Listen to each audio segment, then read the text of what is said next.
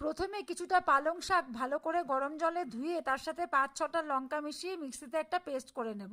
তারপরে একটা মশলা বানাবো, সেই মশলাটায় থাকবে কাজু, একটু আদা, আর ড্রাই রোস্ট করা 2 চামচ জিরে, গোটা জিরে, আর 2টো টমেটো।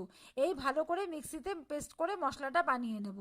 এরপরে কড়াইতে সাদা তেল দিয়ে পনিরগুলো ভেজে তুলে নেব, আর ফুলকপিটাও ভেজে তুলে নেব। তারপরে তার মধ্যে একটু বাটার দিয়ে ওই মশলাটাকে ওর মধ্যে ঢেলে দেব।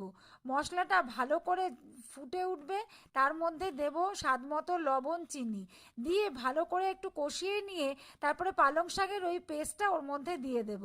ব্যাস ভালো করে নাড়াচাড়া করে একটু ঢাকা দিয়ে যখন কাঁচা গন্ধটা চলে যাবে তখন ওর মধ্যে পনির আর ফুলকপিগুলো দিয়ে দেবো, আর ওপর থেকে কটা কাঁচা লঙ্কা ছড়িয়ে দেব। ব্যাস ঢাকা দিয়ে রেখে ভালো করে ফুটে উঠলে তারপর নামানোর আগে দিয়ে দেব কিছুটা মাখন আর একটু গরম মশলার গুঁড়ো। ব্যাস রেডি হয়ে গেল আজকের রেসিপি। সম্পূর্ণ নিরামিষভাবে তৈরি, পেঁয়াজ রসুন ছাড়া আজকের এই গোবি পালক পনির রেসিপিটা যদি ভালো লেগে থাকে তা ডু সাবস্ক্রাইব।